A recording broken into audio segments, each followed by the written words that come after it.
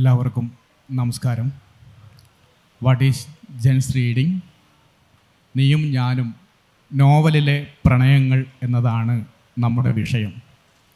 എന്താണ് genset reading എന്നതുപോലെ തന്നെ പ്രസക്തമായൊരു ചോദ്യം കൂടിയാണ് എന്താണ് പ്രണയം എന്നുള്ളതും. കാരണം കാലാകാലങ്ങളായി മനുഷ്യനോടൊപ്പം ചേർന്ന് നിൽക്കുന്നൊരു ജൈവിക ബന്ധമാണ് അതിനുള്ളത്.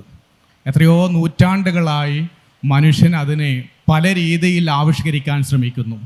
ആവിഷ്കരിക്കും തോറും എല്ലാ ആവിഷ്കാരങ്ങൾക്കും അപ്പുറത്താണ് അതിൻ്റെ സ്ഥാനം എന്നുള്ളതാണ്. കാരണം അത് പ്രണയിക്കുന്നവർക്ക് മാത്രം ലഭ്യമാകുന്ന അനുഭവ ലോകമാണ് പ്രണയത്തിൻ്റെ അനുഭവ ലോകം. അതിനെ പല കാലങ്ങളായി വാക്കുകൾ കൊണ്ട്, വരകൾ കൊണ്ട്, അക്ഷരങ്ങൾ കൊണ്ട്, മറ്റെഴുത്തുകൾ കൊണ്ട് മനുഷ്യൻ നിരന്തരം ആവിഷ്കരിക്കാൻ ശ്രമിച്ചുകൊണ്ടിരിക്കുന്നു. അത് കവിതകളായും കഥകളായും നോവലുകളായും ചിത്രങ്ങളായും ഒക്കെ നമുക്ക് മുന്നിലുണ്ട് താനും. സത്യത്തിൽ പ്രേമ സാഹിത്യം ലോകത്ത് ഏതോ കാലത്ത് ആരംഭിച്ചതാണ്. ഇന്ത്യയിലും ഏതോ കാലത്ത് ആരംഭിച്ച് ഇതാ ഏറ്റവും പുതിയ കാലത്ത് ജെൻസെറ്റ് കാലത്തും നമ്മൾ ചർച്ച ചെയ്തുകൊണ്ടിരിക്കുന്നത് പ്രേമത്തെക്കുറിച്ചാണ്, പ്രണയ എഴുത്തുകളെക്കുറിച്ചാണ്. എത്ര പഴകിയാലും പഴകുന്തോറും വീര്യം കൂടുന്ന ഒന്നാണ് പ്രേമം എന്നതിൽ, പ്രേമത്തിൻ്റെ എഴുത്തുകൾ എന്നതിൽ യാതൊരു സംശയവുമില്ല. മറ്റേതൊരു എഴുത്തിനേക്കാളും ഏറ്റവും പ്രയാസവും പ്രേമം എഴുതുക എന്നുള്ളതാണ്. അത് ഏത് സാഹിത്യ രൂപങ്ങളായാലും ശരി. ഇന്ന് ജെൻസെറ്റ് കാലത്തിരുന്നു കൊണ്ട് നിരവധി ചർച്ചകൾ റൊമാൻറ്റിക് നോവലുകളെക്കുറിച്ചും റൊമാൻറ്റിക് എഴുത്തുകളെക്കുറിച്ചും വന്നുകൊണ്ടിരിക്കുകയാണ്. ഈ വായന അപ്രത്യക്ഷമായി എന്ന് പറഞ്ഞ കാലത്ത് നിന്ന് ജെൻസെറ്റ് കാലത്തിലേക്ക് എത്തുന്ന സമയത്ത് വായന വളരെ സജീവമായി ഓൺലൈനായും പ്രിൻ്റഡായും ലക്ഷക്കണക്കിന് കോപ്പികളായും അത് പുറത്തിറങ്ങുന്നു. ആ പുറത്തിറങ്ങുന്നതിൻ്റെ ഭാഗമായി ചിലർ സന്തോഷിക്കുന്നു, ചിലർ വിമർശിക്കുന്നു, ചിലർ അസ്വസ്ഥരാകുന്നു. അങ്ങനെ പല രീതിയിലുള്ള മാറ്റങ്ങൾ നമുക്ക് ജെൻസെറ്റ് റീഡിങ്ങിൽ കാണാമെന്നുള്ളതാണ്. ഇപ്പം എനിക്ക് തോന്നുന്നത് ഇവിടെ ഇരിക്കുന്നതിൽ ഒന്നോ രണ്ടോ പേരെ ജെൻസെറ്റ് എന്ന് പറയാൻ പറ്റൂ. അല്ലാതെ ഞങ്ങളൊക്കെ 90കളുടെ മുമ്പുള്ള എഴുത്തുകൊണ്ട് ജെൻസെറ്റായി നിൽക്കുന്ന ആളുകളാണ്. ഞാൻ കൂടുതൽ സംസാരിക്കുന്നില്ല, നമുക്ക് ചർച്ചയിലേക്ക് പോകാമെന്ന് തോന്നുന്നു. MS ബനേഷിൽ നിന്നും തുടങ്ങാൻ തോന്നുന്നു. എനിക്ക് തോന്നുന്നത് 90കളിലെ കാവ്യജീവിതത്തിൽ നിന്നും തുടങ്ങിയതാണ് എഴുത്ത്. 90കളിലെ കവിതയിൽ ശക്തമായി നിന്ന ഒരു MS ബനേഷിനെ എനിക്കറിയാം. പക്ഷേ ഇന്ന് ഇതാ ഏറ്റവും ജെൻസെറ്റ് നോവൽ പ്രേമലേപനം എഴുതിയ ബനേഷിനെയും എനിക്കറിയാം. അപ്പോൾ കവിതയിൽ നമുക്ക് പ്രേമത്തെ ആവിഷ്കരിക്കാൻ കുറച്ചുകൂടി എളുപ്പമാണെന്ന് തോന്നിയിട്ടുണ്ട്, ഒന്നോ രണ്ടോ വരികളിൽ പ്രണയം. പക്ഷേ നോവലിലേക്ക് കടക്കുമ്പോൾ, പുതിയ കാലത്തിൻ്റെ നോവലിലേക്ക് കടക്കുമ്പോൾ അതിലൊരുപാട് കാര്യങ്ങളുണ്ട്. കാരണം ഒരു ക്ലീഷേ എന്ന് നമുക്ക് പറയാവുന്ന, എത്രയോ കാലം മുമ്പേ നമ്മൾ പറഞ്ഞു പോയ കാര്യമാണ് പ്രേമത്തെ സംബന്ധിച്ചുള്ളത്. അത് പുതിയ കാലത്തേക്ക് എഴുതുമ്പോൾ, ഒരു 90കളിലെ എഴുത്തിൽ നിന്നും ഈ കാലത്തേക്ക് വന്ന് പുതുകാലത്തിന് വേണ്ടി എഴുതുമ്പോൾ, പ്രത്യേകിച്ച് പ്രണയം എഴുതുമ്പോൾ അതെങ്ങനെയാണ് അതിൻ്റെ ഒരു അനുഭവ ലോകം എന്ന് പറഞ്ഞുകൊണ്ട് തുടങ്ങാമെന്ന് തോന്നുന്നു. Thank you. പ്രേമത്തെക്കുറിച്ചല്ലാതെ മറ്റെന്തിനെക്കുറിച്ചാണ് നമ്മൾക്ക് സംസാരിക്കാനുള്ളത്? പ്രേമത്തെക്കുറിച്ച് സംസാരിക്കുക എന്ന് പറഞ്ഞാൽ നമ്മുടെ ജീവിതത്തെക്കുറിച്ച് തന്നെയാണല്ലോ സംസാരിക്കുന്നത്. പ്രേമത്തെക്കുറിച്ച് സംസാരിച്ചു കൊണ്ടിരുന്നാൽ ആ സംസാരത്തിന് ഒരിക്കലും അവസാനം ഉണ്ടാവില്ലല്ലോ. പ്രേമം എന്നത് മാത്രമാണ് നമ്മുടെ എല്ലാ സങ്കടങ്ങളെയും നിരാശകളെയും ഒക്കെ മാറ്റാനുള്ള ഒരേ ഒരു മാർഗം എന്ന് വിശ്വസിക്കുകയും ആ രീതിയിൽ ജീവിക്കുകയും ഒക്കെ ചെയ്തിട്ടുള്ള ഒരു വ്യക്തിയാണ് ഞാൻ. അതുകൊണ്ട് 90കളിൽ നിന്ന് വന്നു എന്ന് പറയുമ്പോൾ തന്നെയും 2025 ഒരു 20 വയസ്സുകാരനായി നിൽക്കാൻ കഴിയുന്ന മനസ്സും അതിൻ്റെ തൃഷ്ണകളും അതിൻ്റെ ആവേശങ്ങളും എല്ലാം എൻ്റെ ഉള്ളിലുണ്ട് എന്നതാണ് പ്രേമലേപനം എന്ന നോവൽ എഴുതാൻ എന്നെ പ്രേരിപ്പിച്ചിട്ടുള്ളൊരു കാര്യം എന്ന് പറയുന്നത്. ഇപ്പോൾ വർഷങ്ങൾക്ക് മുമ്പ് എൻ്റെ ഒരു കൗമാര കാലഘട്ടത്തിലൊക്കെ, ആ കൗമാര കാലഘട്ടം കഴിഞ്ഞ് യൗവനത്തിലേക്ക് വരുമ്പോൾ സമയത്തൊക്കെയാണ് ഞാൻ ആദ്യമായിട്ട് പ്രേമിക്കൽ സമരമാണ് എന്നുള്ള ഒറ്റോവിയോ പാസിൻ്റെ വാക്കുകൾ വായിക്കുന്നത്. 2 പേർ ചുംബിച്ചാൽ ഈ ലോകം തന്നെ മാറിപ്പോകുമെന്നുള്ള വാക്കുകളൊക്കെ വായിക്കുന്നത്. അപ്പോൾ ആ സമയത്ത് വായിച്ചിട്ടുള്ള മറ്റ് നോവലുകളൊക്കെ വായിക്കുന്ന സമയത്ത് പ്രണയം എന്ന് പറയുന്നത് ഒരു പൈങ്കിളി വികാരമാണ് എന്നുള്ള രീതിയിലുള്ള വിമർശനങ്ങളുണ്ടായിരുന്നു. പക്ഷേ പ്രേമിക്കൽ സമരമാണ് എന്ന് പറയുന്ന വാക്ക് വരുമ്പോൾ ഒരു കൗമാരം കഴിഞ്ഞിട്ടുള്ള ഒരു ചെറുപ്പക്കാരൻ്റെ ഉള്ളിൽ ഉണ്ടാകുന്നൊരു വികാരം എന്ന് പറയുന്നത് പ്രേമത്തിനെ നമ്മൾക്ക് ജീവിതത്തിലെ ഏത് സന്ദിഗ്ധ സന്ദർഭവുമായിട്ട് ഏത് കോംപ്ലിക്കേറ്റഡ് ആയിട്ടുള്ള കോണ്ടസ്റ്റുകളിലേക്ക് നമുക്കതിനെ ചേർത്ത് വയ്ക്കാൻ കഴിയും. പ്രണയത്തിന് പരിഹരിക്കാൻ കഴിയാത്തതായിട്ട് ഒന്നുമില്ല ഈ ഭൂമിയിൽ നിന്നുള്ളതാണ് നമ്മൾ എല്ലാ കാലത്തും ഉണ്ടായിട്ടുള്ള പ്രണയത്തിൻ്റെ ആവിഷ്കാരങ്ങൾ പരിശോധിച്ചാൽ മനസ്സിലാക്കാൻ കഴിയും.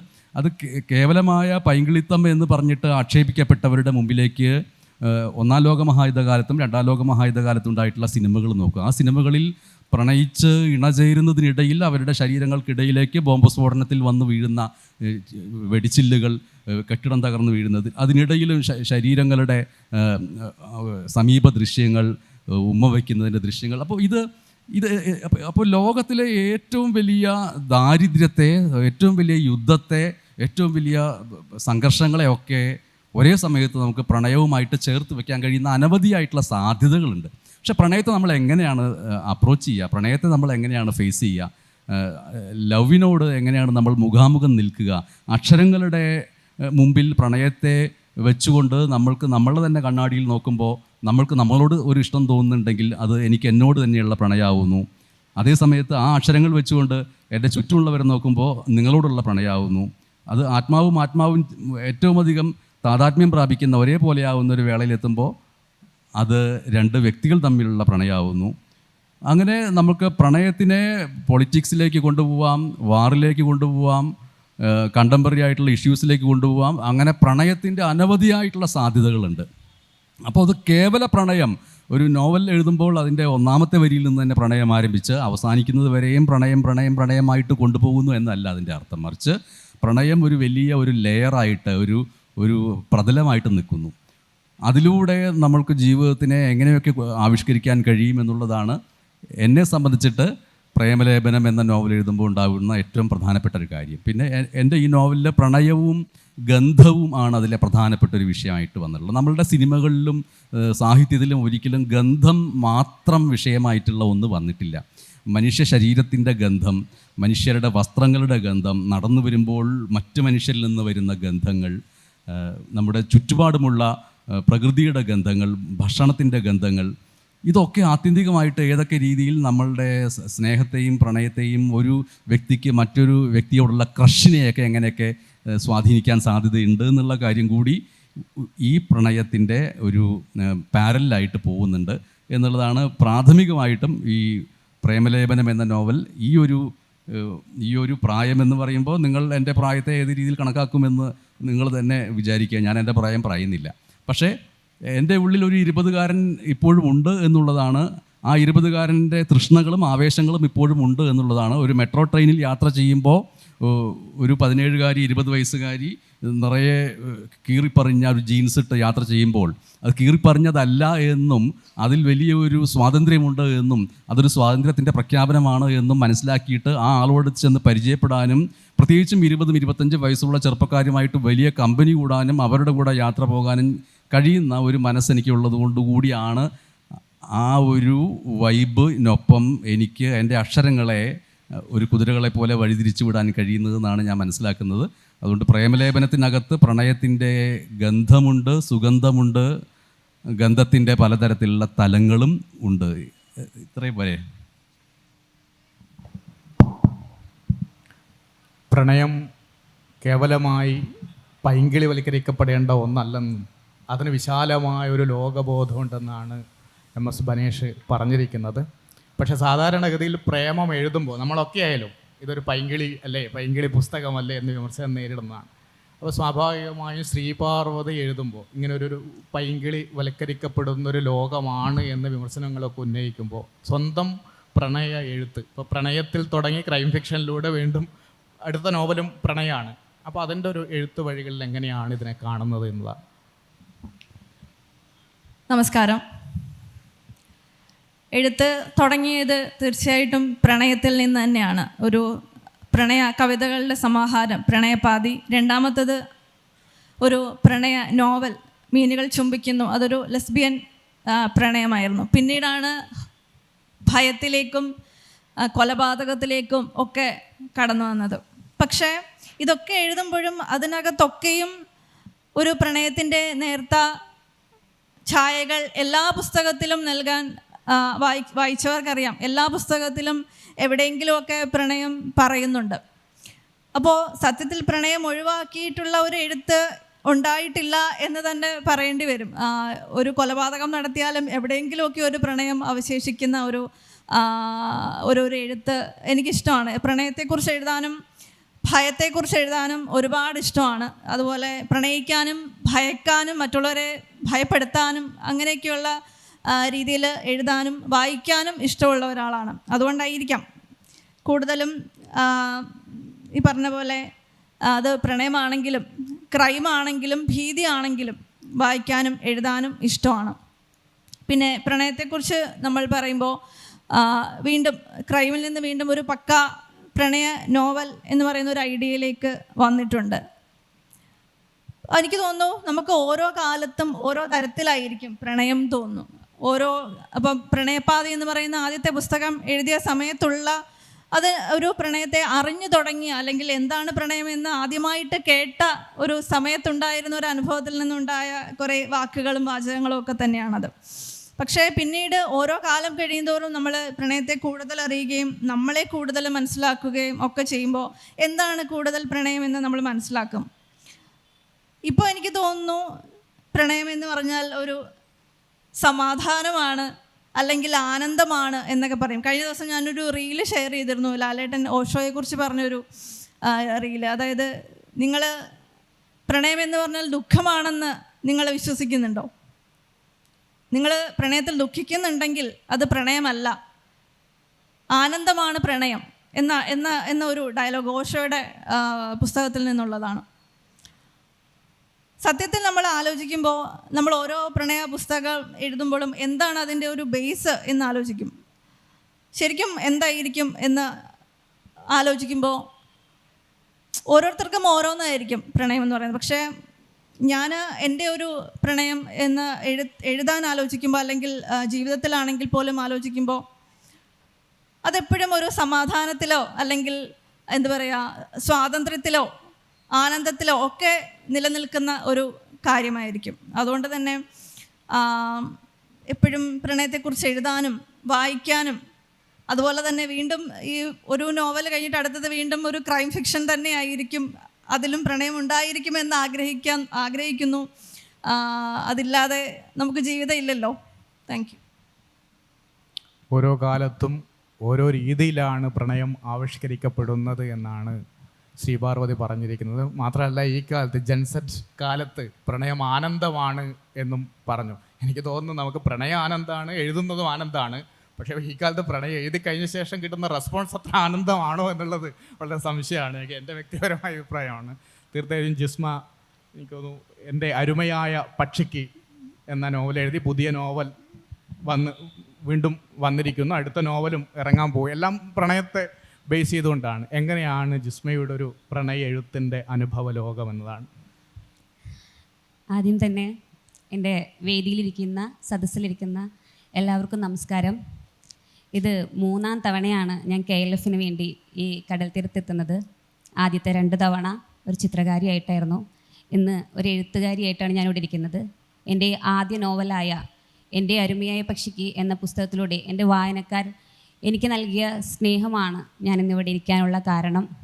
തീർച്ചയായിട്ടും ജീവിതത്തിലെ ഏറ്റവും മനോഹരമായ നിമിഷങ്ങൾക്കൊപ്പം ഞാൻ ഇതുകൂടി ചേർത്ത് വയ്ക്കുന്നു. ബിനീഷ് ചോദിച്ച ചോദ്യത്തിലേക്ക് വരാം. പ്രണയത്തെക്കുറിച്ചാണ്. തീർച്ചയായിട്ടും നമ്മുടെ ഈ ടൈറ്റിൽ ജെൻസി റീഡിങ് നമ്മുടെ ഒരു കാലഘട്ടത്തിനനുസൃതമായി ഒരു നോവൽ അല്ലെങ്കിൽ പ്രണയകാവ്യം എഴുതാൻ കഴിയുമെന്നുള്ളൊരു വിശ്വാസം എനിക്കില്ല. കാരണം പ്രണയവും പ്രണയ എഴുത്തുകളെല്ലാം തന്നെ കാലാതീതമാണ്. ഞാൻ ഈ കാലഘട്ടത്തും ഞാൻ ഒരുപാട് വായിക്കുന്ന ആളൊന്നുമല്ല. പക്ഷെ ഞാൻ വായിക്കുന്ന എനിക്ക് ഏറ്റവും ഇഷ്ടപ്പെട്ട കൃതികൾ എന്നേക്കാൾ മുന്നേ ജന്മം കൊണ്ടവയാണ്. അപ്പോൾ പ്രണയം ഒരു കാലഘട്ടത്തിനനുസൃതമായി, അല്ലെങ്കിൽ പ്രണയം തന്നെയല്ല, ഏതൊരു കൃതിയാണെങ്കിലും ഒരു കൂട്ടം സമൂഹത്തിന് വേണ്ടി ആ കാലത്തിനനുസൃതമായി എഴുതാൻ എനിക്കാവും എന്ന് ഞാൻ ചിന്തിക്കുന്നില്ല. ഇന്ന് എന്നെ ഗസ്റ്റ് ലോഞ്ചിന് പുറകെ വെച്ച് എന്നൊരാൾ കാണാൻ വന്നിരുന്നു. ഒരു 3 മാസം മുമ്പ് അരുമയായ പക്ഷി വായിച്ചിട്ട് അവരൊരു അധ്യാപികയാണ്, ഈ വർഷം റിട്ടയർഡ് ആവാനിരിക്കുന്നൊരു അധ്യാപികയാണ്. അപ്പോൾ അവർക്ക് FBയോ ഇൻസ്റ്റഗ്രാമോ ഒന്നുമില്ല. അപ്പോൾ അവരെ കൂടെ വർക്ക് ചെയ്യുന്ന മറ്റൊരു പെൺകുട്ടി, മറ്റൊരു അധ്യാപികയെ കൂട്ടി ഇൻസ്റ്റഗ്രാം വഴി മെസ്സേജ് അയക്കുകയും എൻ്റെ നമ്പർ തേടി വിളിക്കുകയും എന്നോട് പറഞ്ഞത് എൻ്റെ ജീവിതവുമായി ഒരുപാട് കണക്റ്റായിട്ടുള്ളൊരു നോവലാണ്. എൻ്റെ മകളുടെ പ്രായമുണ്ട് കുട്ടിക്ക്, എനിക്ക് മോളെ ഒന്ന് കാണണം. ആ കാത്തിരിപ്പ് 3 മാസത്തിന് ശേഷം ഇന്ന് സാധ്യമായി.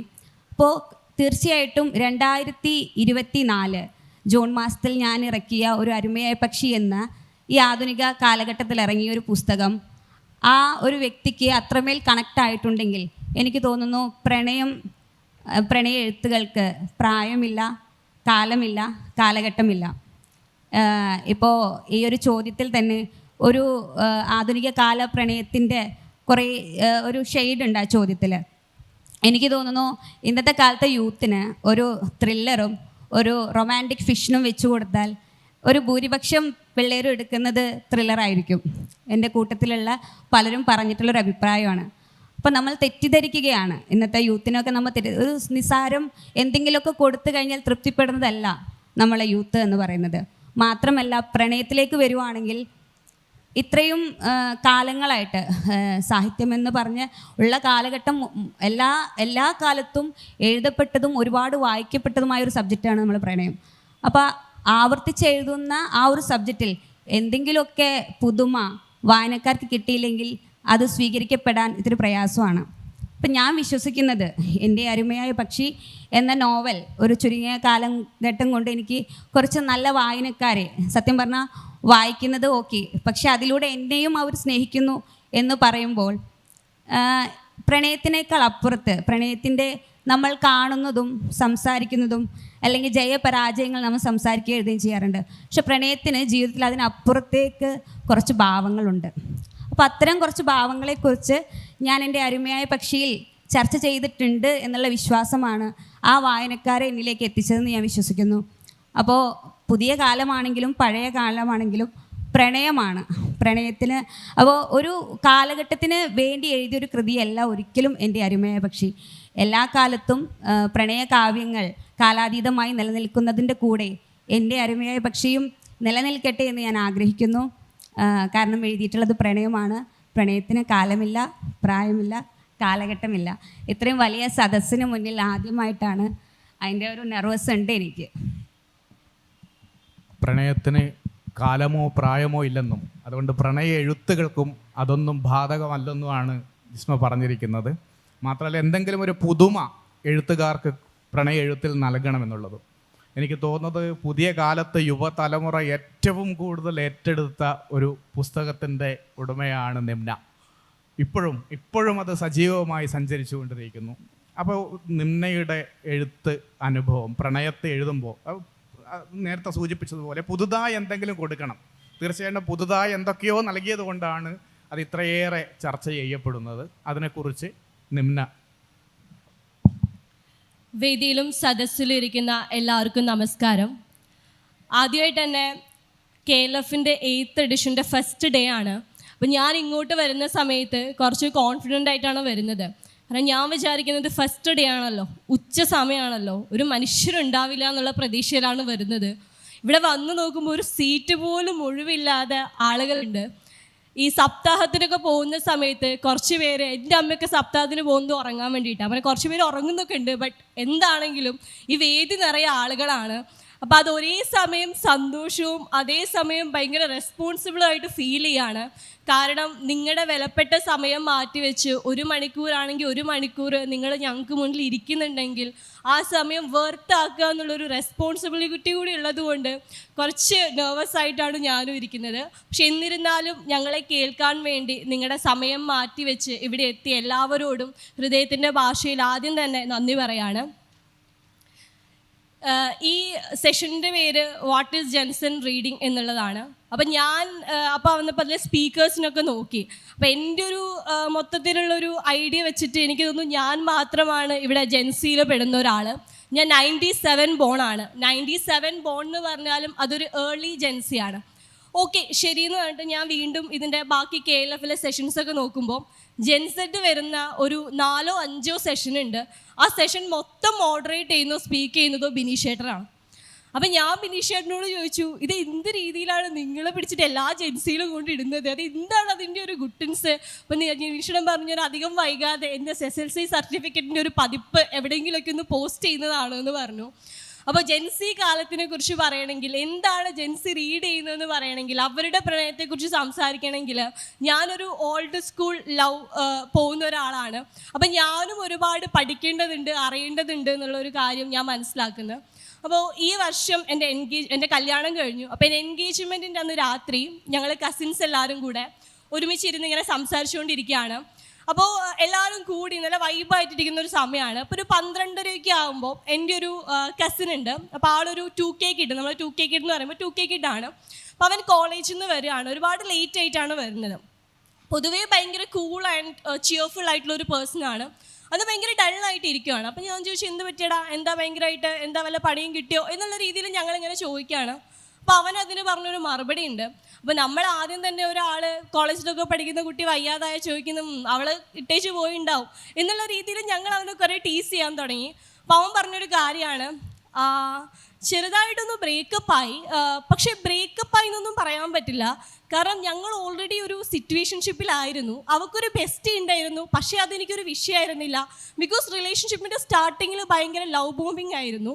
അത് കഴിഞ്ഞ് ഒരു മിഡിലായപ്പോൾ ഞാൻ ഇതിന് എക്സ്പ്ലനേഷൻ ചോദിച്ച സമയത്ത് അവൾ എന്നെ ഗോസ്റ്റ് ചെയ്തു പോയി.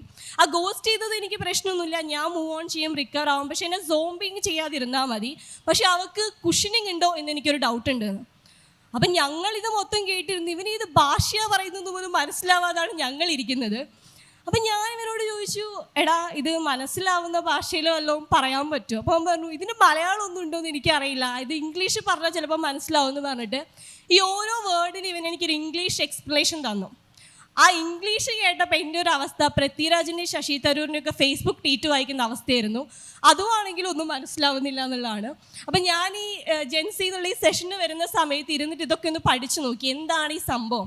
ഇപ്പം എന്നെ സംബന്ധിച്ച് ഞാനൊക്കെ പഠിക്കുന്ന സമയത്ത്, ഞാൻ ജെൻസി കിഡ് ആണെങ്കിൽ പോലും ഒരാണും പെണ്ണും സ്നേഹിക്കുന്നതിന് ഒന്നുകിൽ ഫ്രണ്ട്ഷിപ്പ് അല്ലെങ്കിൽ പ്രണയം, ഇതിനപ്പുറത്ത് നമുക്കൊരു ഡെഫിനിഷനേ ഇല്ല.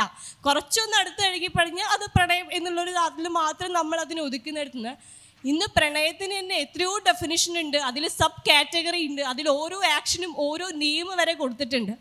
അപ്പോൾ ഇത് നല്ലതാണോ ചീത്തയാണോ എന്നൊന്നും പറയാൻ നമ്മൾ ആരുമല്ല. ഇന്നിപ്പോൾ കുറേ ടേംസ് ഒക്കെ ഉണ്ടല്ലോ, ഫ്രണ്ട്സ് വിത്ത് ബെനഫിറ്റ്സ് എന്നുള്ള സാധനങ്ങളൊക്കെ ഉണ്ട്. ഇതൊക്കെ ഇവരുടെ പ്രണയത്തിൽ വരുന്ന കാര്യമാണ്. അപ്പോൾ എന്നെയൊക്കെ സംബന്ധിച്ച് ഞാൻ സ്കൂളിൽ പഠിക്കുമ്പോൾ എനിക്ക് കിട്ടിയിട്ടുള്ള ഫ്രണ്ട്സ് വിത്ത് ബെനഫിറ്റ് എന്ന് പറഞ്ഞാൽ, നമ്മൾ ഉച്ചയ്ക്ക് പുറത്ത് പോകാൻ വേണ്ടിയിട്ട് ആൺകുട്ടികളെ മാത്രമേ പുറത്ത് വിടുള്ളൂ, പെൺകുട്ടികളെ പുറത്തേക്ക് വിടില്ല. അപ്പം നമുക്ക് കുറച്ച് പരിചയമുള്ള ഒരു ആൺകുട്ടിയുടെ കയ്യിൽ നമ്മൾ 2 രൂപ 3 രൂപ കൊടുത്തിട്ട് മുട്ടായി വാങ്ങിക്കാൻ പറയും. അതാണ് എൻ്റെ കാലത്തെ ഏറ്റവും വലിയ ഫ്രണ്ട്സ് വിത്ത് ബെനഫിറ്റ്.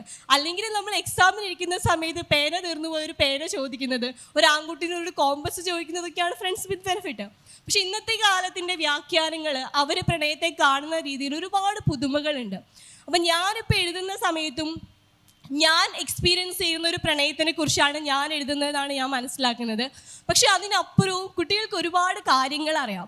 ഞാൻ ഈ അടുത്തൊരു സെഷന് പോയ സമയത്ത് ഇങ്ങനെ എൻ്റെ നോവലിലെ പ്രണയത്തിനെ കുറിച്ചൊക്കെ സംസാരിച്ചുകൊണ്ടിരിക്കുന്ന സമയത്ത് ഒരു പെൺകുട്ടി എണീറ്റിട്ട് ചോദിച്ചു, ഈ ട്രോമ ബോണ്ടിങ്ങിനെ കുറിച്ചിട്ട് മാമിൻ്റെ അഭിപ്രായം എന്താണ്? അതെന്താണെന്ന് എനിക്കറിയില്ല. അപ്പം ഞാൻ വളരെ 2 ആയുധവും താഴെ വെച്ചിട്ട് ഞാൻ പറഞ്ഞു, സോറി എനിക്കിത് എന്താണെന്ന് അറിയില്ല, എന്താണെന്ന് മലയാളത്തിൽ പറഞ്ഞു എന്നാൽ ചിലപ്പോൾ എനിക്കിത് പറയാൻ പറ്റുമെന്ന് പറഞ്ഞു. അപ്പോൾ ഇവർ ഈ പറയുന്ന ഗോസ്റ്റിംഗ് ആണെങ്കിലും അല്ലെങ്കിൽ സോംബിങ് എന്ന് പറയുന്ന ഒരു ടേം ആണെങ്കിലും കുഷനിങ് എന്ന് പറയുന്ന കാര്യങ്ങളാണെങ്കിലും ഇതൊക്കെ നമ്മളും പ്രണയത്തിൽ എക്സ്പീരിയൻസ് ചെയ്തിട്ടുള്ള കാര്യമാണ്. ഇപ്പം ഞാൻ വളരെ ആത്മാർത്ഥമായിട്ട് പ്രണയിച്ച, എനിക്കെല്ലാം എന്ന് കരുതിയ ഒരാൾ പെട്ടെന്നൊരു മറുപടി പോലും തരാതെ എവിടേക്കോ വാനിഷായി പോയിട്ടുണ്ട്. അപ്പം നമ്മൾ സിമ്പിളായിട്ട് അവനെ ഇട്ടേച്ചു പോയി അല്ലെങ്കിൽ അവരെന്നെ ചതിച്ചു എന്ന് മാത്രമേ പറയുള്ളൂ. ഇപ്പം അതിന് പറയുന്ന പേര് സോംബിങ് എന്നാണ് അത്രേ, അല്ല ഗോസ്റ്റിംഗ് എന്നാണ് അത്രേ. മാറിപ്പോകുന്നു, ഞാൻ കഷ്ടപ്പെട്ട് ബൈഹാർട്ട് പഠിച്ച് വന്നതാണ്. അപ്പോൾ ഇങ്ങനെ കുറേ സാധനങ്ങളുണ്ട്. അപ്പോൾ ഇവരെടുത്ത് സംസാരിക്കുമ്പോൾ നമ്മൾ മനസ്സിലാക്കേണ്ടിയിരിക്കുന്ന ഇവരുടെ പ്രണയത്തിൻ്റെ ഭാഷ എന്താണെന്ന്. ഇപ്പം നമ്മുടെ പുസ്തകങ്ങളോട്ട് വരുന്ന സമയത്ത് എൻ്റെ പുസ്തകങ്ങളിൽ ഞാൻ ഭയങ്കരമായിട്ട് വൈബ് ചെയ്യുക, നമുക്കിത് നല്ല വൈബ് പ്ലേസ് ആടാ, ഇത് അടിപൊളി പ്ലേസ് ആടാ എന്നൊക്കെ പറയുന്നുണ്ട്. അപ്പോൾ ഇത് വായിക്കുന്ന കുറച്ച് മുന്നുള്ള ജനറേഷനിലെ ആളുകൾ ചോദിക്കുന്നുണ്ട്, ഇതെന്താണ് ഇവൾ എഴുതി വെച്ചിരിക്കുന്നത്, വൈബിങ്ങോ, ഇതൊക്കെ നോവൽ ഇങ്ങനെ എഴുതാൻ പാടുണ്ടോ? പക്ഷേ ഇന്നത്തെ ആളുകൾക്ക് വൈബിംഗ് എന്ന് പറഞ്ഞ ഒരു കാഷ്വൽ ലാംഗ്വേജ് ആയിട്ട് മാറുന്നുണ്ട്. എനിക്ക് തോന്നുന്നു ഞാൻ ഇനി എൻ്റെ അടുത്ത പുസ്തകം എഴുതുമ്പോൾ മേ ബി കൺവിൻസിങ് സ്റ്റാർന്ന് വരെ യൂസ് ചെയ്തു പോകും. കാരണം അത്ര പോപ്പുലറായിട്ട് നമുക്കിടയിൽ ആ വേർഡ് ഉണ്ട് എന്നുള്ളതാണ് അതിലെ കാര്യം.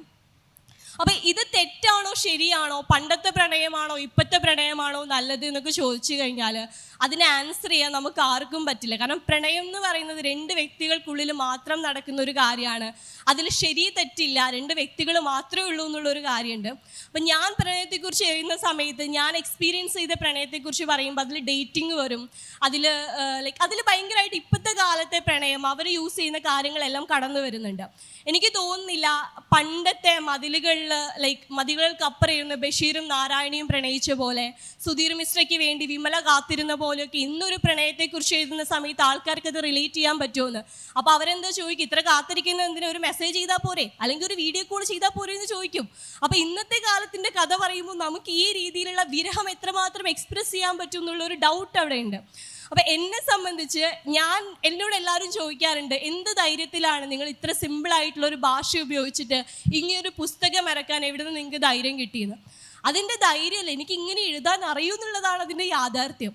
അപ്പോൾ ഇന്നത്തെ കാലത്തിലോട്ട് വരുന്ന സമയത്ത് പ്രണയത്തിൻ്റെ സമവാക്യങ്ങൾ ഒരുപാട് മാറുന്നുണ്ട്. അപ്പം നമ്മൾ പഴയ കാലം അങ്ങനെ ആയിരുന്നു എന്ന് പറഞ്ഞിട്ട് നമ്മളത് കെട്ടിപ്പിടിച്ചുകൊണ്ടിരുന്ന് കഴിഞ്ഞാൽ എനിക്ക് തോന്നുന്നില്ല എത്രമാത്രം ഒരു ഓൾഡ് സ്കൂൾ ലവ് ഒക്കെ ഇപ്പം പറ്റും എന്നുള്ളത്. പക്ഷേ ഇപ്പോഴത്തെ പ്രണയത്തിൽ കുട്ടികൾ അതിനെ കാണുന്ന രീതിയിൽ ഞാനതിന് ഒരുപാട് പോസിറ്റീവായിട്ട് കാണുന്ന ഒരാൾ കൂടിയാണ്. തൻ്റെ സെക്ഷുവാലിറ്റി എന്താണെന്ന് വളരെ വോയിസ് ഔട്ട് ചെയ്യാൻ അവർക്ക് പറ്റുന്നുണ്ട്. അല്ലെങ്കിൽ പണ്ട് എൻ്റെ കാലത്ത് ആണും പെണ്ണും മാത്രമുള്ളതാണ് പ്രണയം എന്ന് പറഞ്ഞെടുത്തുന്നത് പെണ്ണിന് പെണ്ണിനോടും ആണിന് ആണിനോടും തോന്നുന്നത് പ്രണയമാണ് എന്നുള്ള തിരുത്തലുകൾ ഇന്നത്തെ കാലത്ത് വരുന്നുണ്ട്. അതിനൊക്കെ വളരെ പോസിറ്റീവായിട്ട് നോക്കിക്കാണാൻ ആഗ്രഹിക്കുന്ന ഒരാളാണ് ഞാൻ. അപ്പം എൻ്റെ ഒരു ചേച്ചിയുടെ ഒരു പ്രണയ സ്റ്റോറി ഭയങ്കര ഹിറ്റായിരുന്നു ഞങ്ങളുടെ കുടുംബത്തിൽ. കാരണം കുറേ നാൾ മുന്നേ പ്രേമിച്ച് ഒളിച്ചോടാനൊക്കെ പോയിട്ടുള്ള ഒരാളാണ്. അപ്പോൾ ചേച്ചി പ്രണയിച്ച് കല്യാണത്തിൻ്റെ ഒക്കെ ഒരു ടോക്ക് വന്ന ശേഷം ആ ചേട്ടൻ കല്യാണത്തിൽ നിന്ന് പിന്മാറിയ സമയത്ത് സ്നേഹിച്ചു, വഞ്ചിച്ചു, ചതിച്ചു എന്നൊക്കെയുള്ള രീതിയിലാണ് അത് ലേബൽ ചെയ്യപ്പെട്ടത്. പക്ഷേ ഈ അടുത്ത ദിവസം ഞാൻ ചേച്ചിയോട് സംസാരിക്കുന്നതിനിടയ്ക്ക് ചേച്ചി പറഞ്ഞൊരു കാര്യമുണ്ട്, ഇന്ന് എനിക്ക് അവനെ കുറച്ചുകൂടി മനസ്സിലാക്കാൻ പറ്റുന്നുണ്ടെന്ന്. കാരണം ആ സമയത്ത് ചേച്ചിക്കും 21 വയസ്സ്, അവനും 21 വയസ്സാണ്. 21 വയസ്സിൽ ഒരു ആൺകുട്ടിക്ക് ഒരു പെൺകുട്ടിയുടെ റെസ്പോൺസിബിലിറ്റി എത്രമാത്രം ഏറ്റെടുക്കാൻ പറ്റുമായിരുന്നു, ഒരു കുടുംബം എത്രമാത്രം മുന്നോട്ട് കൊണ്ടുപോകാൻ പറ്റുമായിരുന്നു എന്നുള്ള ക്വസ്റ്റ്യനിൽ ഒരുപാട് ചോദ്യങ്ങളുണ്ട്. അപ്പോൾ നമ്മൾ ബ്ലൈൻഡായിട്ട് ഒരു റിലേഷൻഷിപ്പിലോട്ട് പോകുന്നതിന് മുന്നേ എനിക്ക് എന്താണ് വേണ്ടത്, നിനക്ക് എന്താണ് വേണ്ടത് എന്നുള്ളൊരു ക്ലിയർ അണ്ടർസ്റ്റാൻഡിങ് ഇന്നത്തെ കുട്ടികൾക്കുണ്ട് എന്നാണ് ഞാൻ മനസ്സിലാക്കുന്നത്. പുസ്തകത്തിലോട്ട് വരുന്ന സമയത്ത് എൻ്റെ ബുക്ക് പ്രണയത്തിൻ്റെ വേറൊരു വശത്തിനെ കുറിച്ചിട്ട് എഴുതിയിട്ടുള്ള ഒരു ബുക്കാണ്. സെൽഫ് ലവ് ബേസ് ചെയ്ത് വെക്കുന്ന ഒരു ബുക്കാണ് എൻ്റെത്. അപ്പോൾ എനിക്ക് തോന്നുന്നു നമ്മൾ വേറൊരാളെ പ്രണയിക്കുന്നതിന് മുന്നേ നമ്മൾ സ്വയം നമ്മളെ പ്രണയിക്കുകയും നമ്മളെ മനസ്സിലാക്കുകയും വേണമെന്നാണ് ഞാൻ വിശ്വസിക്കുന്നത്. ആ ഒരു അണ്ടർസ്റ്റാൻഡിങ് ഇല്ലാത്തത് കൊണ്ടാണ് പല ടോക്സിക് പ്രണയങ്ങളിലും പെട്ട് ആളുകൾ വലഞ്ഞു പോകുന്നതെന്ന് ഞാൻ മനസ്സിലാക്കുന്നുണ്ട്. അപ്പം ഞാൻ എഴുതുന്ന പ്രണയങ്ങൾ, ഞാനിനി എഴുതിക്കൊണ്ടിരിക്കുന്ന പ്രണയങ്ങൾ, മുന്നോട്ട് എഴുതാനിരിക്കുന്ന പ്രണയങ്ങളെല്ലാം ഇന്നത്തെ കാലത്തെ കുറച്ചുകൂടി സൂക്ഷ്മമായിട്ട് നിരീക്ഷിച്ച് അവരെ കുറച്ചുകൂടി സ്ട്രോങ് ആയിട്ട് അടയാളപ്പെടുത്തുന്നതായിരിക്കും എന്നാണ് ഒരു വിശ്വാസം. Thank you. പ്രണയം രണ്ടുപേർക്കിടയിൽ മാത്രം സംഭവിക്കുന്നതാണെന്നും അതിൻ്റെ അധികാരികൾ അവരാണെന്നും ഈ കാലത്ത് അണ്ടർസ്റ്റാൻഡിങ് നല്ല രീതിയിലായി പോകുന്നുണ്ടെന്നൊക്കെയാണ് പറഞ്ഞിരിക്കുന്നത്. പക്ഷേ നമ്മൾ ഇതൊക്കെ പറയുമെങ്കിലും പ്രണയത്തിനൊരു വൈരുദ്ധ്യമുണ്ട്. നമ്മൾ മതമില്ല, കാലമില്ല, പ്രായമില്ല ഇതൊക്കെ പറയുമ്പോഴും ഇതെല്ലാം പരോക്ഷമായി ഏതൊക്കെയോ അധികാര വ്യവസ്ഥ പ്രണയത്തിനിടയിൽ സംഭവിക്കുന്നുണ്ട്, അത് പ്രവർത്തിക്കുന്നുണ്ട്, അതിൽ സംശയമൊന്നുമില്ല. ഇത് സ്വാഭാവികമായും നമ്മൾ എഴുതുന്ന സമയത്തും ഇതെല്ലാം ഒരുപക്ഷെ എഴുതുന്ന സമയത്തായാലും എഴുതി കഴിഞ്ഞ ശേഷമുള്ള കാലത്തായാലും ഒക്കെ ഇതെല്ലാം പ്രവർത്തിക്കുന്നില്ലേ എന്നുള്ളതാണ് എനിക്ക് തോന്നുന്നത്. അത് ബനേഷേട്ടൻ്റെ ആ ഒരു എഴുത്തു വഴികളിൽ കുറച്ചുകൂടി ഒന്ന് പറയാൻ പറ്റുമെന്ന് തോന്നുന്നു. Thank you. എസ് ഹരീഷിൻ്റെ ഒരു കഥയിൽ അതൊരു വലിയ ഫിക്ഷനായിട്ട് മാറാവുന്ന ഒന്നാണ്. ആ കഥയിൽ പ്രണയിച്ച് സാമ്പ്രദായിക രീതിയിലുള്ള ഒരു മാരേജിലേക്ക് പോകുന്ന ഒരു ഈഴവ സമുദായത്തിലുള്ള വ്യക്തിയും ഒരു നായർ സമുദായത്തിലുള്ള വ്യക്തിയും, അത് വരനും വധുവും ഈഴവൻ നായർ എന്ന് പറയുന്ന ഒന്നുണ്ട്. അവരുടെ വിവാഹം നടത്തുന്ന വേളയിൽ ആ കുടുംബത്തിലെ ക്രമീകരണങ്ങളിൽ അവരുടെ വിശ്വാസപരമായ ചിത്രങ്ങളിലൊക്കെ മാറ്റം വരുത്തുകയും ഒക്കെ ചെയ്യുന്നതിനെ കുറിച്ചിട്ടാണ് ആ കഥ പറയുന്നത്.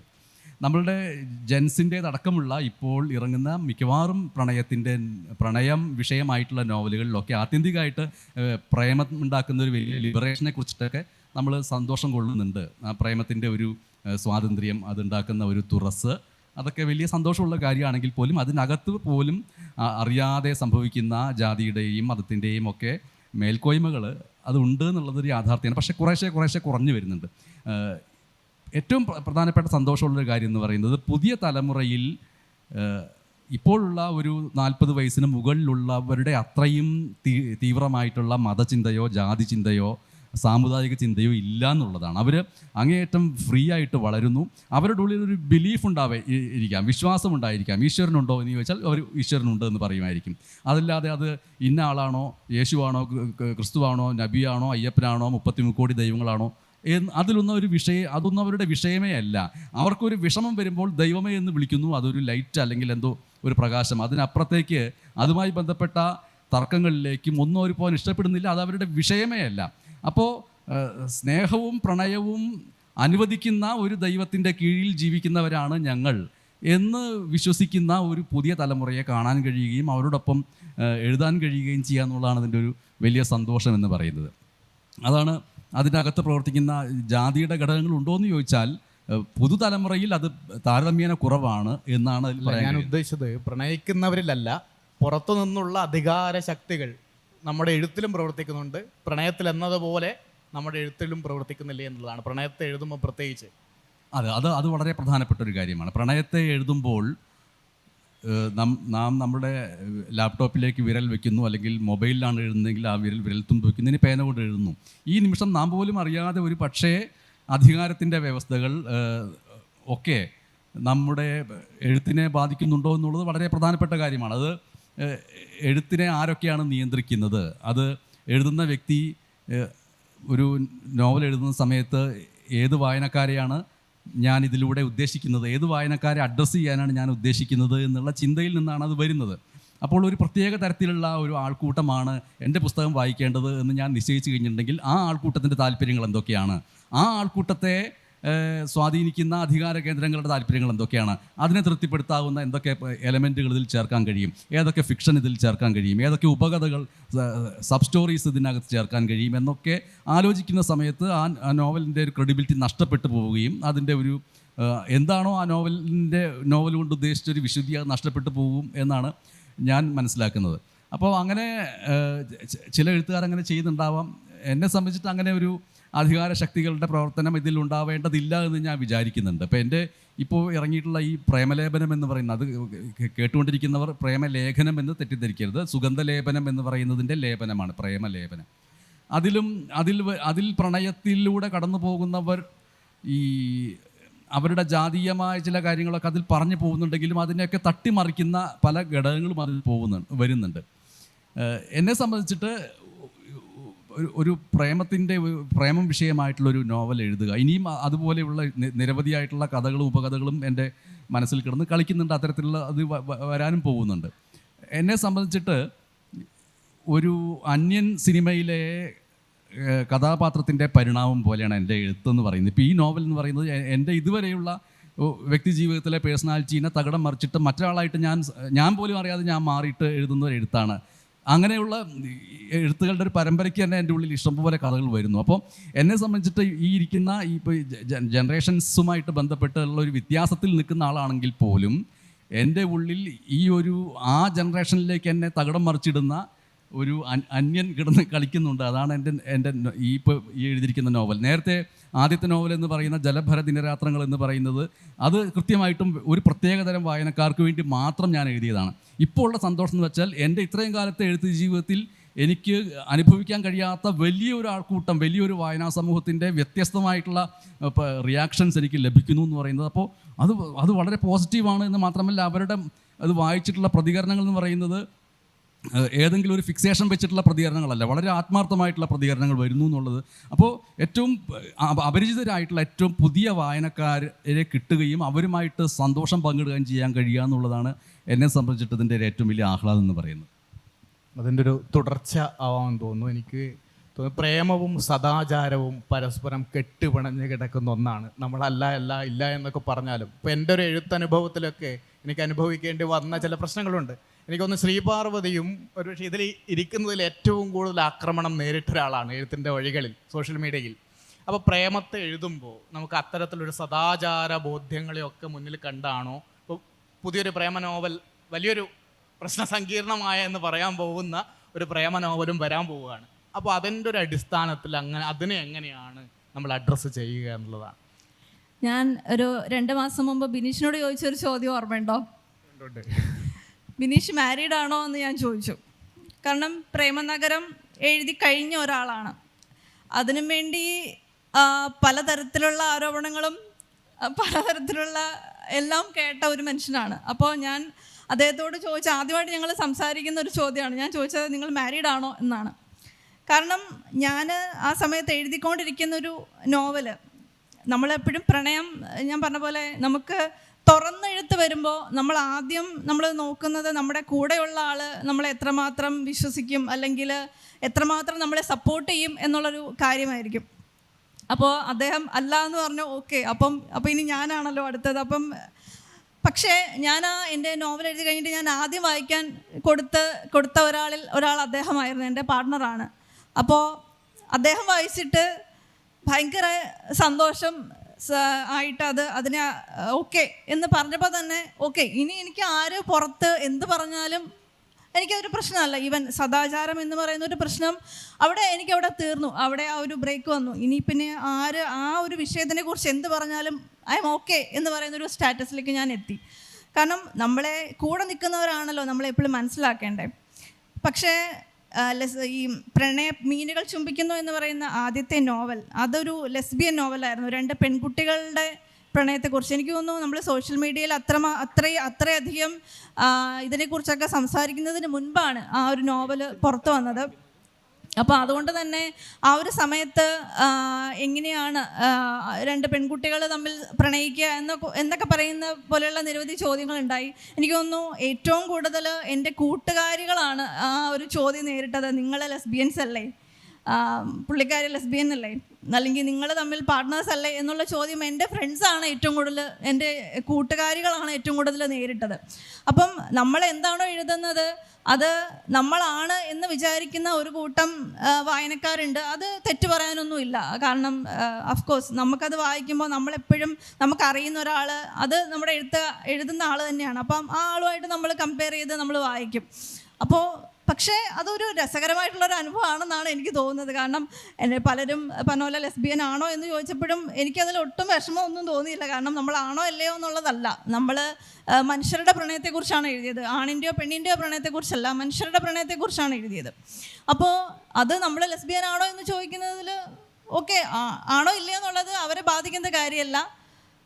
അതുകൊണ്ട് തന്നെ അങ്ങനെ ഒരു ചോദ്യം ചോദിച്ചു എന്നുള്ളത് കൊണ്ട് എനിക്കതൊരു തീരെയും ഒരു ബുദ്ധിമുട്ടോ വിഷമോ ഒന്നും തോന്നിയില്ല. അപ്പം ഇനിയും അത്തരത്തിലുള്ളൊരു ചോദ്യം, ഈ പറയുന്ന പോലെ ഒരു പ്രണയ നോവൽ ഒരു തുറന്നെഴുത്ത് പുറത്ത് വരുമ്പോൾ ഇനിയും ചോദ്യങ്ങൾ ഉണ്ടായേക്കാം. പക്ഷേ ഈ പറയുന്ന പോലെ അതൊക്കെ വായനക്കാരുടെ സ്വാതന്ത്ര്യത്തിന് നമുക്ക് വിട്ടുകൊടുത്ത് നമുക്ക് ഏറ്റവും സ്വസ്ഥമായി നമ്മുടെ പ്രണയ അല്ലെങ്കിൽ എന്താ പറയുക ആ ഒരു ചില ചോദ്യങ്ങളെ ആനന്ദത്തോടെ സന്തോഷത്തോടു കൂടി അനുഭവിച്ചുകൊണ്ട് അത് കുറ്റമാണെന്നുണ്ടെങ്കിലും വേണ്ടുന്ന കുറ്റങ്ങൾ മാത്രം എടുത്ത് ഇപ്പം ഞാനിപ്പോൾ ഒരു ത്രില്ലർ നോവലുകളൊക്കെ ആണെങ്കിൽ പോലും വളരെ ഇതായിട്ടുള്ള റിവ്യൂസൊക്കെ വരുമ്പോഴും നമ്മളതിനകത്തെ വേണ്ട കാര്യങ്ങൾ മാത്രമേ എടുക്കുന്നുള്ളൂ. അല്ലാത്തവ നമ്മളെ പേഴ്സണലായിട്ടുള്ളൊക്കെ സംസാരിക്കുന്നതൊക്കെ നമ്മൾ മാക്സിമം വേണ്ട അല്ലെങ്കിൽ മാറ്റി നിർത്തി നമ്മളെ നെഗറ്റീവാക്കി വിടാതെ നമുക്ക് വേണ്ടത് മാത്രം നമ്മൾ ഉൾക്കൊണ്ടുകൊണ്ട് മുന്നോട്ട് പോവുക എന്നുള്ളതാണ് ഒരു ഏറ്റവും ബെറ്ററായിട്ടുള്ളൊരു വഴി എന്ന് എനിക്ക് തോന്നുന്നു. അത് പ്രണയത്തിലും അത് അങ്ങനെ തന്നെ ആയിരിക്കാം.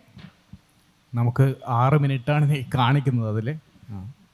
അപ്പോൾ നമുക്ക് ഭാഷയെ സംബന്ധിച്ച് പോവാണെന്ന് തോന്നുന്നു. എനിക്ക് ജിസ്മ ഇപ്പോൾ അപ്പ് മാർക്കറ്റ് ഫിക്ഷൻ എന്ന രീതിയിലാണ് നോവലുകൾ ഇപ്പോൾ പുറത്തിറങ്ങിയിരിക്കുന്നത്. അപ്പോൾ ഭാഷയെ സംബന്ധിച്ച് നമ്മൾ ഇപ്പോൾ പുതുതായി എന്തെങ്കിലും കൊടുക്കണമെന്ന് പറഞ്ഞല്ലോ, അപ്പോൾ ഭാഷയെ ലളിതവൽക്കരിക്കുക, ഒറ്റ ഇരിപ്പിൽ വായിച്ച് തീർക്കുക എന്നൊക്കെയുള്ള അടിസ്ഥാനത്തിലാണ് ഇപ്പോൾ നോവലുകൾ വരുന്നത്. അപ്പോൾ അതിൻ്റെ ഒരു തീരുമാനങ്ങൾ എങ്ങനെയാണ്? ഇങ്ങനെ ഭാഷ ഏത് തരത്തിലാവണമെന്ന്, അതിൻ്റെ ഘടന, അങ്ങനെയൊക്കെയുള്ളൊരു തീരുമാനങ്ങൾ ഇപ്പോൾ പ്രണയം എഴുതുമ്പോഴും അങ്ങനെയൊക്കെ തീരുമാനങ്ങളുണ്ടോ എന്നുള്ളതാണ്. ഒരിക്കലും ഇല്ല.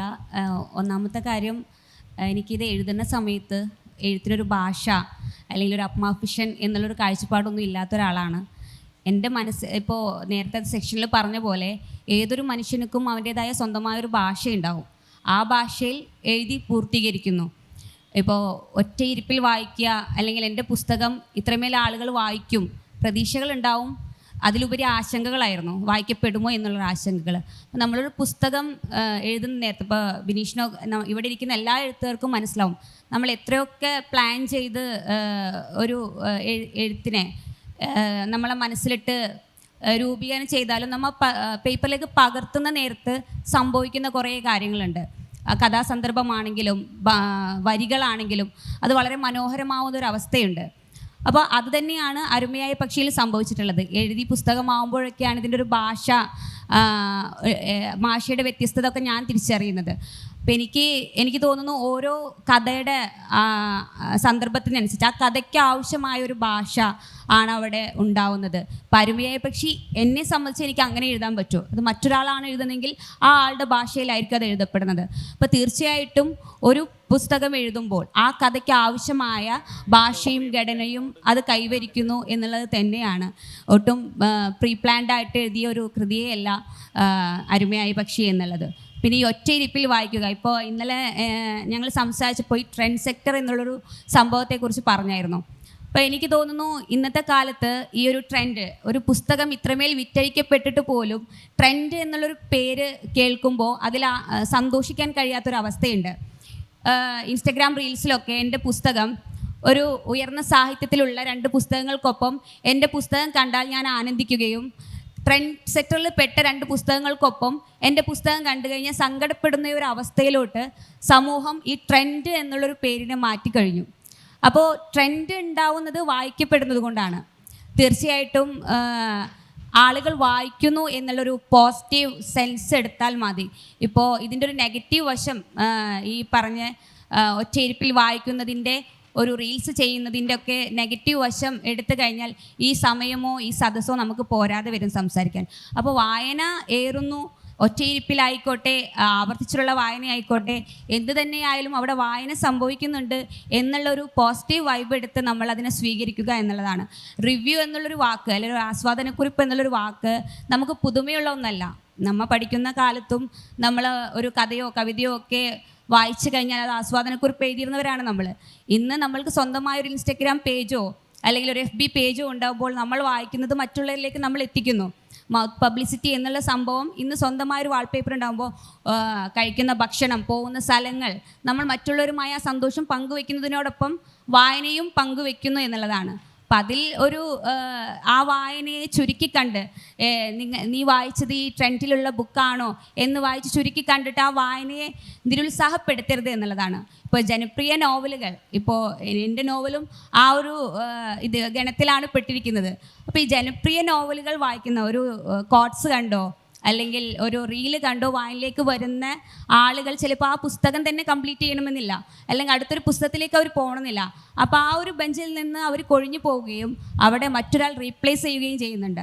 അവരിൽ നിന്നും ഒരു കൂട്ടം ആളുകൾ വളരെ സീരിയസ് ആയിട്ടുള്ള റീഡിങ്ങിലേക്ക് പോകും. ഇപ്പം എൻ്റെ അരുമയായ പക്ഷി വായിച്ചവർ തന്നെ 2ാമതും 3ാമതും 4ാമതും ഒക്കെ എടുക്കുന്ന പുസ്തകങ്ങൾ എൻ്റെ പുസ്തകം വായിച്ചതിനേക്കാൾ എക്സൈറ്റ് ആയത് ആ പുസ്തകങ്ങൾ വായിച്ചപ്പോൾ. അപ്പം എന്നോട് പറയും, മാമിൻ്റെ ബുക്കിൽ നിന്നാണ് വായന തുടങ്ങിയെന്ന് പറയുമ്പോൾ എൻ്റെ പുസ്തകം വായിച്ചതിലല്ല, അവർ പിന്നീട് എടുത്ത പുസ്തകങ്ങൾ വായിച്ചത് ഓക്കെ, പക്ഷെ അതിൻ്റെ റിവ്യൂ അവർ അത്രമാത്രം അത് ഉൾക്കൊള്ളുന്നു എന്നുള്ളതാണ്. അപ്പോൾ ഏതെങ്കിലും ഒരു സാഹചര്യത്തിൽ അവരിലൊരു വായനക്കാരൻ ഉണ്ടെന്ന് തിരിച്ചറിയാതെ പോയവരാണ്. അപ്പോൾ ഈ റീലും ഈ ആരവങ്ങളും കാണുമ്പോൾ വായിച്ചാൽ കൊള്ളാമെന്ന് തോന്നി വായനയിലേക്ക് വരുന്ന ഒരു കൂട്ടം ആളുകളെ നിങ്ങൾ ഇല്ലാതാക്കാതിരിക്കുക. ട്രെൻഡ് എന്ന പേര് ഒരു ഭയമുള്ളൊരു അവസ്ഥ. ഇപ്പോൾ ഈ പൈങ്കിളി നമ്മുടെ സമൂഹത്തിലുണ്ടാക്കിയ ആ ഒരു വേർഷൻ തന്നെ ട്രെൻഡ് എന്ന അവസ്ഥ നമുക്ക് ഉണ്ടാക്കിയിട്ടുണ്ട്. അപ്പോൾ തീർച്ചയായിട്ടും അങ്ങനെ കുറയ്ക്കാതിരിക്കുക, ചെറുതാക്കി കാണാതിരിക്കുക, അവർ വായിക്കട്ടെ. പിന്നെ മലയാള സാഹിത്യത്തെ ഈ പറഞ്ഞ പോലെ ഇതില്ലാതാക്കുകയോ എന്നുള്ളൊരു ചിന്ത വേണ്ട.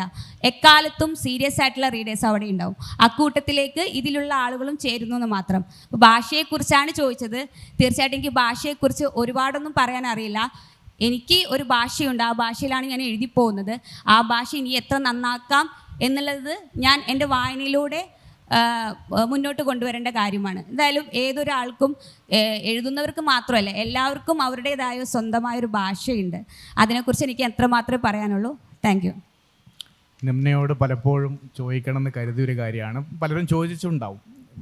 നോവലിൻ്റെ പേര് ഏറ്റവും പ്രിയപ്പെട്ട എന്നോട് എന്നതാണ്.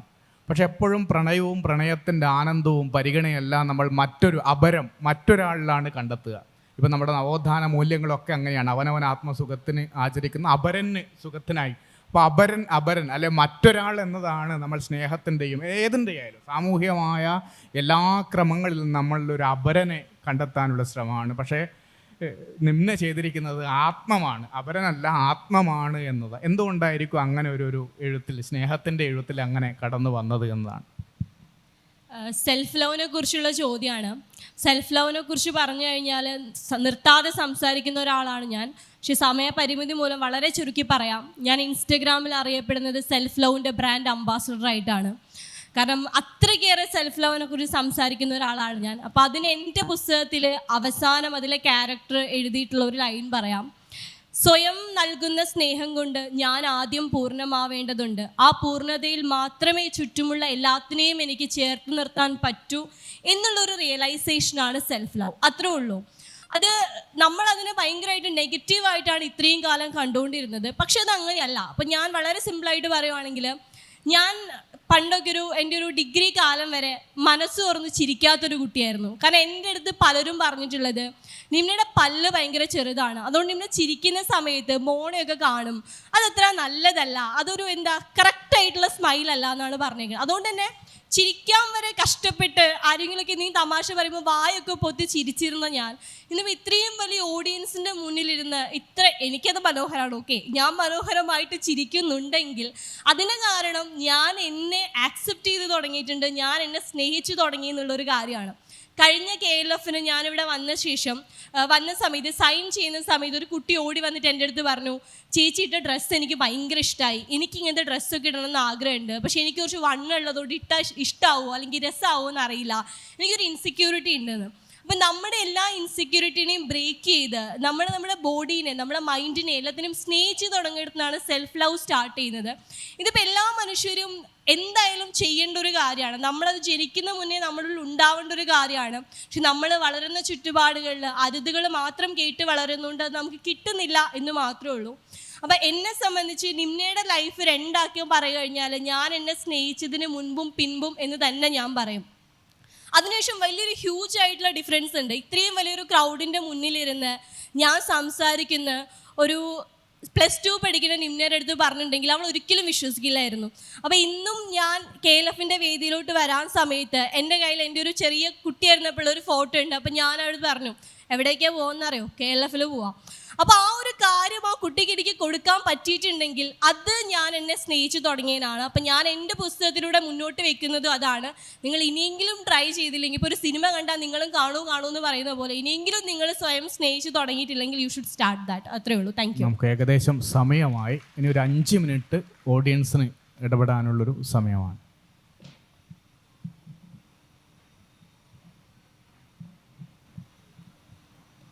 നമസ്കാരം. 5 മിനിറ്റ് സമയമുള്ളൂ. 4 പ്രധാനപ്പെട്ട യുവ എഴുത്തുകാർ മുന്നിലിരിക്കുകയാണ്.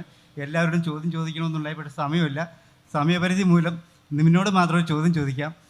ഒരിക്കൽ ഒരു ട്രെയിൻ യാത്രയ്ക്കിടയിൽ രാത്രി 10 മണിക്ക് ട്രെയിനിൽ കയറിയിരിക്കുമ്പോൾ താഴെ ബോഗിയിൽ ഒരു ഫാമിലിയും ഒരു ചെറുപ്പക്കാരനും വന്നിരിക്കുന്നു. അവർ തമ്മിൽ പരിചയമില്ല. പക്ഷേ ഇവർ തമ്മിൽ സംസാരിക്കുമ്പോൾ ഏറ്റവും പ്രിയപ്പെട്ട എന്നോട് എന്ന പുസ്തകത്തിലൂടെയാണ് അവർ സംസാരിക്കുന്നത്.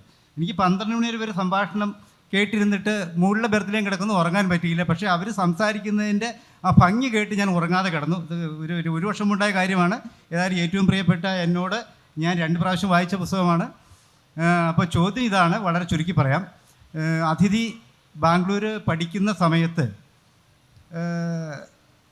ഒരു ഒരു പെൺകുട്ടിയുടെ കൂടെ അവിടെ ജോലിക്ക് പോയി പഠിക്കുന്നു, ഹോസ്റ്റലിൽ താമസിക്കുന്നു. ആ സമയത്ത് അവർക്കുണ്ടായ ചില അനുഭവം മാത്രം, അമ്മാവിൻ്റെ കയ്യിൽ നിന്നും അരുതാത്ത ചില വാക്കുകൾ കൊണ്ടുണ്ടായ പ്രവൃത്തി അവർ വളരെ ഭംഗിയായി അത് മാനേജ് ചെയ്ത് പോകുന്നുണ്ട്. ആ പുസ്തകത്തിൽ തന്മയത്തോട് മാനേജ് ചെയ്ത് അത് വളരെ ഭംഗിയായി കൊണ്ടു നടക്കുന്നു.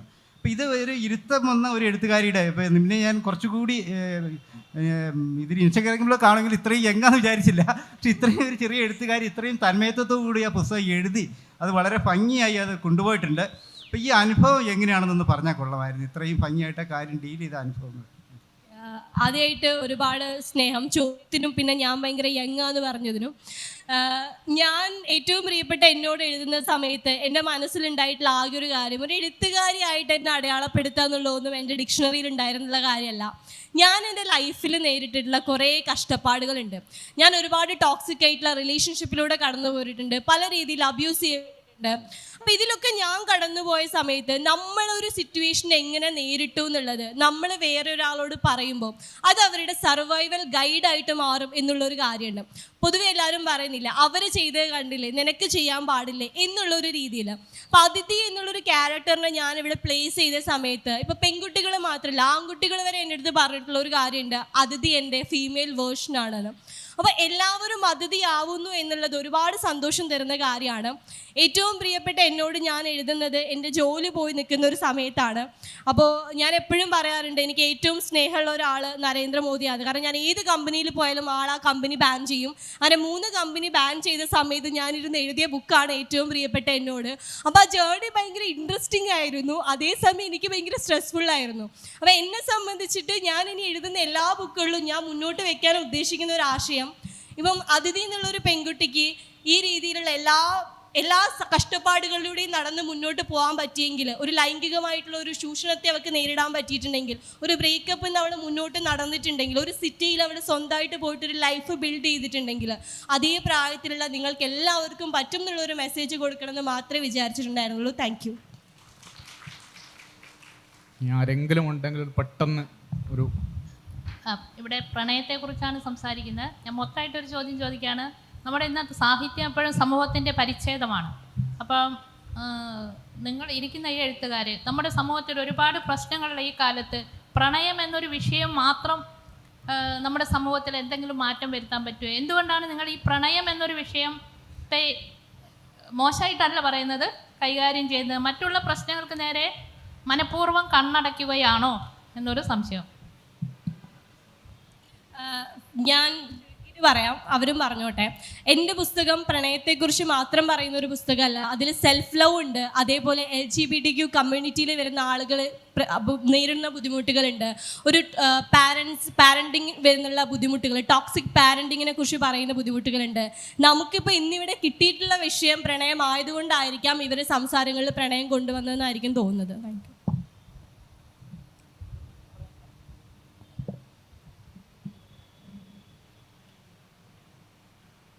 ഒരു ചോദ്യം കൂടി, ചോദ്യമോ വിയോജിപ്പുകളോ സംശയങ്ങളോ എന്ത് വേണമെങ്കിലും ആകാം, ഒരാൾക്ക് കൂടി പറയാവുന്നതാണ്. ആരും ചോദിക്കാത്തതുകൊണ്ട് ഞാനൊരു അദ്ദേഹം ചോദിച്ച ചോദ്യത്തിൻ്റെ ഒരു മറുപടിയല്ല. ഇപ്പോൾ പ്രണയം എന്നത് മാത്രമാണോ സമൂഹത്തിൽ നിരവധിയായിട്ടുള്ള വിഷയങ്ങളില്ലേ എന്ന് ചോദിക്കുകയുണ്ടായി. പക്ഷേ സമൂഹത്തിലെ ഏറ്റവും പ്രധാനപ്പെട്ട വിഷയമായിട്ട് ഏറ്റവും അടുത്ത ദിവസം തന്നെ വന്നത് എന്താണ്? ഇപ്പോൾ ഗ്രീഷ്മയുടെ വധശിക്ഷാ വിധി. അതിൻ്റെ അകത്ത് ആത്യന്തികമായിട്ട് പ്രവർത്തിച്ചത് എന്താണ്? പ്രണയം എന്നതാണ് അതിൻ്റെ ഒരു ലെയർ എന്ന് പറയുന്നത്.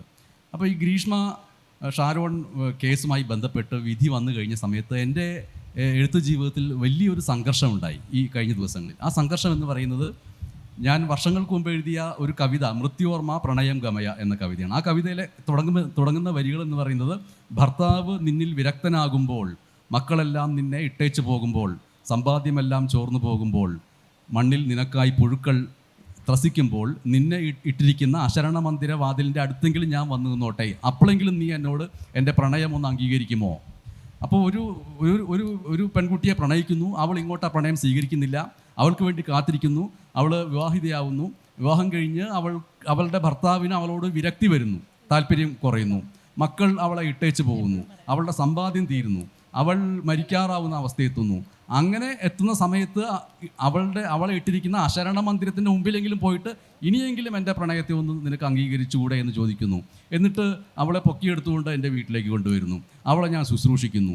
അവളെ ശുശ്രൂഷിക്കുമ്പോഴും ഞാൻ പറയുന്നു, നീ എൻ്റെ പ്രണയത്തെ ഇതുവരെയും അംഗീകരിക്കാത്തതുകൊണ്ട് ഞാൻ നിൻ്റെ മേൽ തൊടാതെ നിന്നെ ശുശ്രൂഷിക്കുന്നു, ഇത് ചെയ്യുന്നു, കുളിപ്പിക്കുന്നു, ഇതൊക്കെ ചെയ്യുന്നു. അവസാനം അവൾ മരിച്ചു പോകുന്നു. മരിച്ചു പോയി കഴിഞ്ഞിട്ട് ഇപ്പോഴെങ്കിലും ഞാൻ നിന്നെ ഒന്ന് കെട്ടിപ്പിടിച്ചോട്ടെ എന്ന് ചോദിച്ചുകൊണ്ട് ഒരു തവണ ഒന്ന് കെട്ടിപ്പിടിക്കുന്നു. ആ കെട്ടിപ്പിടിച്ചതിൻ്റെ പേരിൽ പോലീസ് അത് ശവരതിക്ക് കേസെടുക്കുന്നു. ശവരതിക്ക് കേസെടുത്തിട്ട് കൊണ്ടുപോകുന്നു. ഇതാണ് ആ കവിതയിലെ പ്രമേയം. അപ്പോൾ ഈ കവിത ഞാൻ എഴുതി അത് പ്രസിദ്ധീകരിച്ചു വന്നു, എൻ്റെ സമാഹാരത്തിലും വന്നു. പക്ഷേ ഷാരോൺ കേസ് വന്നു കഴിഞ്ഞപ്പോൾ ഞാൻ ഈ കവിത അത്രമേൽ ശരിയല്ല, ആ കവിതയ്ക്കകത്ത് വലിയൊരു പൊളിറ്റിക്കൽ കറക്റ്റ്നെസ് ഇല്ലായ്മയുണ്ട് എന്ന് തിരിച്ചറിഞ്ഞ ദിവസങ്ങളാണ്. കാരണം പ്രണയം വേണ്ട എന്ന് തീരുമാനിച്ച ഒരാളോട് ഇങ്ങോട്ട് പ്രണയം തോന്നുന്നില്ല എന്ന് തീരുമാനിച്ചുറച്ച ഒരു പെൺകുട്ടിയെ അയാൾ ഫോളോ ചെയ്യുകയാണ്. അവളുടെ വിവാഹ ജീവിതത്തിൽ കാത്തു നിൽക്കുന്നു, അവളെ ഭർത്താവ് ഉപേക്ഷിക്കുന്നതിന് വേണ്ടി കാത്തു നിൽക്കുന്നു, അവളെ അശരണ മന്ദിരത്തിൽ നിന്ന് കൊണ്ടുവരുന്ന സംരക്ഷിക്കുന്നു. അപ്പോഴൊന്നും ആ പ്രണയം അവൾ അംഗീകരിക്കുന്നില്ല. അപ്പോൾ അവളെ ഫോളോ ചെയ്യുകയാണ്, അവളുടെ ജീവിതത്തെ ഫോളോ ചെയ്യുകയാണ്. അതൊരു കുറ്റകൃത്യമാണ് എന്ന് തിരിച്ചറിയുന്നത് ഷാരോൺ ഈ പെൺകുട്ടിയെ, അവൾക്ക് അയാളോടുള്ള പ്രണയം നഷ്ടപ്പെട്ടു, എനിക്ക് ഇനി നിന്നോട് പ്രണയമില്ല, പ്രണയം തോന്നുന്നില്ല, അതൊരു റിയാലിറ്റിയാണ്. അത് തുറന്ന് പറഞ്ഞതിൻ്റെ തൊട്ട് പിറകെ ഷാരോൺ അതിൽ നിന്ന് ആ വിമുക്തിക്ക് അംഗീകാരം കൊടുക്കുന്നില്ല. അയാൾ അവളെ പിന്തുടരുന്നു എന്നുള്ള രീതിയിലുള്ള ഒരു ഫെമിനിസ്റ്റ് വായന വന്നപ്പോഴാണ് എൻ്റെ കവിതയ്ക്ക് ഈ ഒരു കുഴപ്പമുണ്ട് എന്ന് മനസ്സിലാക്കുന്നത്. ഇത് ഞാൻ ഒരു നോവലാക്കിയാണ് എഴുതിയിരുന്നതെങ്കിൽ അത് ആ സ്ത്രീയുടെ പക്ഷത്തു നിന്നുകൂടിയുള്ള എത്രയോ പേജുകൾ വരുമായിരുന്നു, ആ സ്ത്രീയുടെ മനസ്സ് വ്യക്തമാക്കുന്ന എത്രയോ പേജുകൾ വരുമായിരുന്നു. അതാണ് നോവലിൻ്റെ ഒരു വിസ്തൃതി എന്ന് പറയുന്നത്. ഒരു ചെറിയ വാക്യത്തിന് നോവൽ ഉണ്ടാക്കുന്ന വലിയ വിസ്തൃതി എന്ന് പറയുന്നത് അതുകൊണ്ടാണ്. നമ്മൾ അവസാനിപ്പിക്കുകയാണ്, സമയമായതുകൊണ്ട്. എന്തായാലും നിരവധി സാമൂഹ്യ പ്രശ്നങ്ങൾ നിലനിൽക്കുമ്പോൾ പ്രണയം എന്തുകൊണ്ട് എഴുതുന്നു എന്ന ചോദ്യവും ഉത്തരവുമാണ് നമ്മൾ അവസാനിപ്പിക്കുന്നത്. ഇത് ആരും എഴുതിയില്ലെങ്കിൽ ലോകത്ത് പ്രണയം സംഭവിക്കില്ലേ എന്ന മറുചോദ്യം കൂടി നമുക്കവിടെ ബാക്കി നിൽക്കുന്നു. മനുഷ്യരുള്ളിടത്തോളം കാലം ലോകത്ത് മനുഷ്യർ പരസ്പരം സ്നേഹിക്കും, പ്രേമിക്കും, പരിഗണിക്കും. ഇതെല്ലാം നമുക്ക് ഇവിടെ ഇരിക്കുന്ന എല്ലാ ആളുകൾക്കും നിരന്തരമായി മനുഷ്യരെ സ്നേഹിക്കാനാവട്ടെ, മാനവികതയുടെ മൂല്യങ്ങളെ ഉയർത്തിപ്പിടിക്കാനാകട്ടെ എന്ന് പറഞ്ഞുകൊണ്ട് ഈ സെഷൻ അവസാനിച്ചതായി അറിയിക്കുന്നു.